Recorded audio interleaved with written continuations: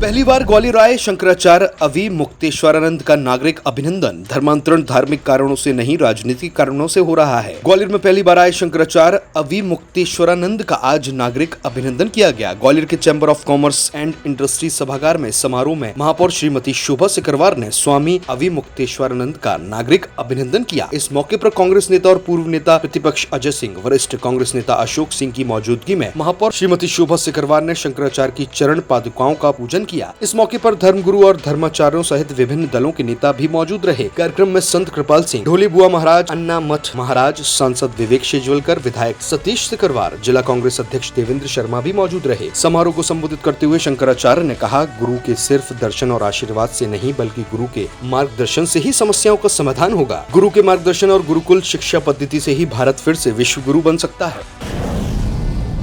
गालव ऋषि के नाम पर ग्वालियर नगर बसा है। गालव ऋषि कौन? तो आपको हम बताना चाहेंगे कि प्रत्येक गुरु गालव है। अगर शब्द शास्त्र की दृष्टि से देखें तो गालव का मतलब होता है जो अज्ञान को गला दे, उसका नाम है गाल, और उस गाल की ओर जो जाए उसी का नाम है गालव।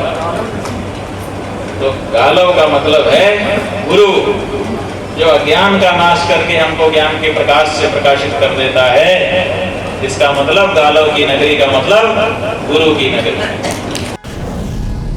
नागरिक अभिनंदन समारोह से इतर जगत गुरु शंकराचार्य ने मीडिया से बातचीत में कहा, धर्मांतरण धार्मिक कारणों से नहीं बल्कि राजनीतिक कारणों से हो रहा है। इसका विरोध भी राजनीतिक लोग ही कर रहे हैं। शंकराचार्य ने समान नागरिक संहिता पर भी अपनी राय रखी। उन्होंने कहा, हम अभी से विश्व गुरु कैसे हो गए। शंकराचार्य ने कहा, हिंदू राष्ट्र की बात तो हो रही है, लेकिन हिंदू राष्ट्र कैसा होगा इस पर कोई चर्चा नहीं कर रहा है। शंकराचार्य अवि मुक्तेश्वरानंद ने राम मंदिर पर सवाल उठाते हुए कहा कि जब मंदिर निर्माणाधीन है तब रामलला कैसे विराज सकते हैं। समान नागरिकता कानून को लेकर जो तस्वीर लगातार आ रही है कि समान नागरिकता लागू होना चाहिए। देखिए, समान नागरिक संहिता के बारे में हमारे संविधान में ही अभिकथन किया गया है। 75 वर्ष बीत गए। समान नागरिक संहिता बनाने के नाम पर हम हिंदुओं के धर्मशास्त्रों की बहुत सारी बातों को हटा करके उनके स्थान पर कानून बना दिया। पहले हिंदू कोड बिल के नाम पर तत्कालीन सरकार ये लेकर के आई थी, उसका व्यापक विरोध हुआ। उसके बाद छोटे छोटे टुकड़े में उन लोगों ने समय समय पर उसको पास कराया, लेकिन अन्य दो दूसरे लोग हैं उनके बारे में उनको अपने धर्म के अनुसार रहने की हमारे देश में छूट दी गई। संसद भवन बना है, उसकी प्रेरणा हमने कहाँ से ली? आप लोग तो चैनल वाले हो, दिखाते रहते हो कि किस देश में कैसी संसद बनी है, वहाँ से प्रेरणा लेकर के बनाए। तो हम अपने अनुसार अगर बनाते तब हम ये कह सकते थे। जब हम दूसरे देशों को देख करके उनके जैसी चीज़ें अपने यहाँ बनाने की कोशिश कर रहे हैं तो हम कहाँ अपने अनुसार हुए, आत्मनिर्भर कहाँ हुए? अभी तो हम परमुखापेक्षी हैं। तो परमुखापेक्षी हैं तो हम कैसे विश्वगुरु हो गए? अब तो विश्व चेला ही कहना पड़ेगा हमको। रामलला विराजमान होने वाली, क्या कुछ और विषय ऐसी बाकी हैं अभी जिन्हें इसके बाद करने की ज़रूरत है? देखिए, सवाल ये है कि पूरा मंदिर बन गया, अभी निर्माण चल रहा है। तो निर्माण चल रहा है तो कैसे रामलला आ जाएंगे?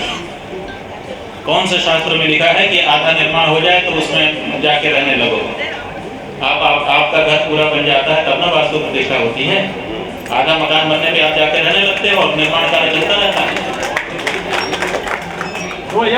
जब पूरा मंदिर बन जाए तो भगवान उसमें जाए, अच्छा लगेगा सब। अभी तो पूरा मंदिर बना नहीं है। लेकिन हिंदू राष्ट्र की बात की जा रही है बार। हिंदू राष्ट्र के बारे में हमारा यही कहना है कि हिंदू राष्ट्र की आवाज़ तो बहुत आ रही है, चैनलों पर भी दिखाई दे रही है, लेकिन हिंदू राष्ट्र कैसा होगा उसका कोई प्रारूप आज तक किसी व्यक्ति या संस्था ने नहीं रखा है सामने। जब तक कोई प्रारूप सामने नहीं है तब तक केवल नाम लेके हल्ला करने का क्या मतलब है, ये हमको समझ में नहीं आता। हम लोग कैसे विचार करके कोई राय अपनी दें? कोई प्रारूप तो आए और उसमें ये गारंटी हो कि आज की जो परिस्थिति है उसमें लोग दुखी हैं, हिंदू राष्ट्र घोषित हो जाने के बाद सुखी हो जाएंगे। तो सुखी कैसे हो जाएंगे उसका कोई तो प्रारूप बताए, कोई बताने को तैयार नहीं। केवल हिंदू राष्ट्र हो जाए, हिंदू राष्ट्र हो जाए कह रहे हैं। महाराष्ट्र का पाठ्यक्रम जोड़ा जा रहा है, मध्य प्रदेश में सरकार को जोड़ा जा रहा है, विपक्ष विरोध कर रहा है। आपके मुताबिक क्या? भाई विरोध इसलिए कर रहा है कि आप राजनीतिक उद्देश्य के कारण वो पाठ बढ़ा रहे हैं।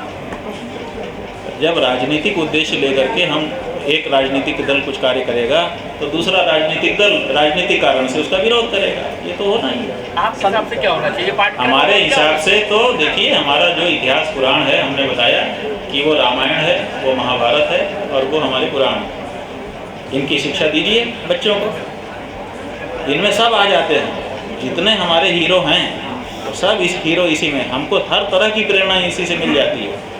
महाराज जी, बेईमानी की भी एक परिभाषा आपने दी कि हर तरफ बेईमान होते हैं, चाहे वो नेता हो या नकली नेता होते हैं, धर्मगुरु हो, फर्जी। ठीक है, कारण आपने दिया था, किस तरह से देखते हैं आप? नहीं, हम ये देखते हैं, हमने यहाँ पर जो जनता इकट्ठा हुई थी हमारी, उनको हमने ये समझाना चाहा कि आप लोग अपनी दृष्टि को सतर्क रखिए, विवेकशील बनिए। किसी भी रूप में ठग आपके सामने आ सकता है। ये मत सोचिए कि साधु के रूप में ही आएगा, वो डॉक्टर के रूप में आ सकता है, वो इंजीनियर के रूप में आ सकता है, वो पुलिस के रूप में आ सकता है, वो कोई भी रूप धारण करके आ सकता है। सब रूप धारण करके ठग घूम रहे हैं। इसलिए ये प्रचार कर दें कि साधु के रूप में ठग घूम रहे हैं और पता चला दूसरा रूप धारण करके आ गया, ठगी करके चला गया। ये भी एक प्रैक्टिस होती है कि पहले एक चीज़ का प्रचार कर दो और दूसरा रूप धारण करके काम कर लो। धर्मांतरण की तस्वीर काफ़ी देखने में आ रही है, लगातार मामले सामने आ रहे हैं धर्मांतरण को लेकर। आप क्या देख रहे हैं? सरकार जो बीजेपी की वो तो सख्त कदम उठा रही है, कांग्रेस विरोध। बात सवाल नहीं है, इसमें किसी विशेष दल का सवाल नहीं है। धर्मांतरण क्यों हो रहा है और क्यों उसका विरोध हो रहा है, दोनों बात समझिए आप। धर्मांतरण इसलिए हो रहा है, धार्मिक कारण से धर्मांतरण नहीं हो रहा, राजनीतिक कारण से हो रहा है। क्योंकि कुछ ऐसे तथाकथित धर्म हैं, वो कहते हैं कि हम पूरे विश्व में अपना राज्य स्थापित कर लें। जैसे क्रिश्चियनिटी वाले हैं, वो कहते हैं हम पूरे विश्व में हम क्रिश्चियन बना दें। पोप आया था, पोप जॉन पॉल जब यहाँ भारत आए थे 2001 के करीब, तो उस समय उन्होंने ये कहा था कि इस सदी के अंत तक हम पूरी एशिया को ईसाई बना देंगे। उन्होंने लक्ष्य रखा था, उनका घोषित लक्ष्य है, सर्कुलर निकला हुआ है। इसी तरह से जो हमारे इस्लाम के भाई हैं, वो भी कहते हैं हम पूरे विश्व में, कितने 50 से अधिक देशों में उन्होंने अपनी सत्ता स्थापित भी कर ली है। तो कुछ लोगों के मन में राजनीतिक जो है, जो सत्ता स्थापित करने वाले लोग हैं, उनके मन में ये बात है कि हम पूरे विश्व में अपनी सत्ता स्थापित करेंगे। और सत्ता स्थापित करने के लिए ये अच्छा है कि हम अपने में उनको कन्वर्ट कर लें, तो जब हमारा राज आएगा तो वो सहजता से उसको स्वीकार कर लेंगे, उसको विरोध नहीं करेंगे। तो धार्मिक कारण से धर्मांतरण नहीं हो रहा है, राजनीतिक कारण से धर्मांतरण हो रहा है। देश में दो संप्रदायों की बात होती थी, आजकल ज़्यादातर राजनीति में जाति विवेचना ज़्यादा हो गई है। अलग अलग जातियों को लेकर बातें की जा रही हैं। कोई सर्व जातियाँ मिला के एक संगठन बनाने की बात करता है, कोई कुछ जातियों को दरकिनार कर देता है। ये देश में देश की दशा और दिशा क्या होने वाली? नहीं, देखिए, जब ये देश आज़ाद हुआ था, संविधान लागू किया गया था, तो कहा गया था कि हम समरसता लाएंगे, समाजवादी देश बनाएंगे और जातियों में बटे समाज को एक सूत्र में पिरोएंगे। अब भारत की सरकार ने जाति प्रमाण पत्र देना शुरू कर दिया। आज हमने यहाँ पर इतने लोग आए, हम धर्माचार्य हैं और सब लोग हमारे ऊपर आक्षेप करते हैं कि ये लोग जातिवाद को बढ़ावा देने वाले लोग हैं, ये गलत लोग हैं, समाज में भेद करने वाले लोग हैं। हमने किसी की जाति पूछी? लेकिन जब सरकार के पास आप नौकरी के लिए, एडमिशन के लिए जाओगे तो आपकी जाति का प्रमाण पत्र पहले मांगा जाएगा, फाइल में है कि नहीं। तो जाति को बढ़ावा दे रहे हैं। एक तरफ कहते हैं कि जाति हटाना है और दूसरी तरफ जाति को बढ़ावा भी देना है। ये समस्या है। देश दुनिया की सभी खबरें देखने के लिए जुड़े रहिए आचरण न्यूज से। आचरण न्यूज, हर कदम आपके साथ।